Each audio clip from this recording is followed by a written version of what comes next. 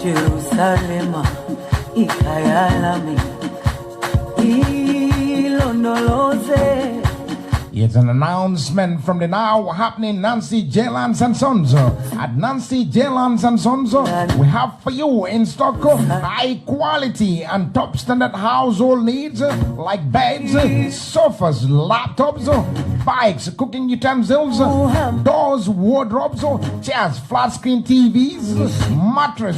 top class cars all the way from US and many more.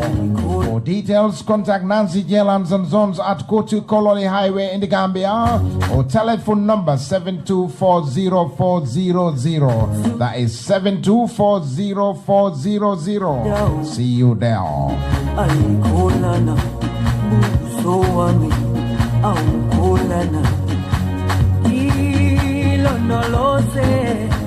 Badingolu mobe daoda kibaro felenti kibar dima kapona Nancy Jland and Sonson bunkono jorong sifa o sifa isulata wala fo larang lombang wala mattress o mialo nela kang a kodi mo itini woka kodi yolalde television flat screen TV larang sifa o sifa motol mi alon ko nyin jaman laba motol mi alon ko be kere nyin tambeng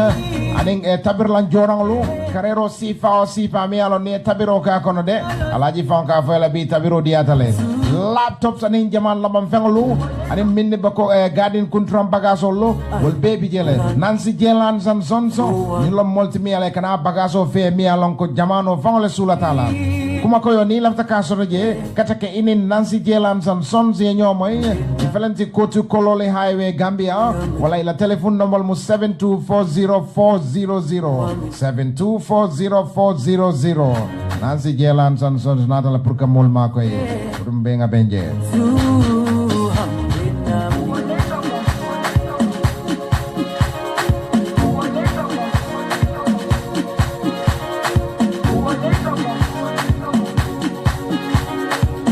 Okay, damane li hibar bunehla bayko fele ci Nancy Jland and Sons. Nancy Jland and Sons aman lañ leen bagage yi nga xamne bayko fele ci United States of America. Muy moto bo xamne moto bu anda ak jamono ay lal yu rafet yo xamne dañ anda ak jamono. Kep ko xamne sofa nga buga muy TV flat screen TV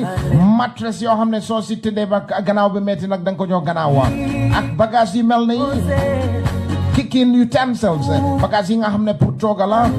so toge rek alaji asa def la ne toga bi num demee ni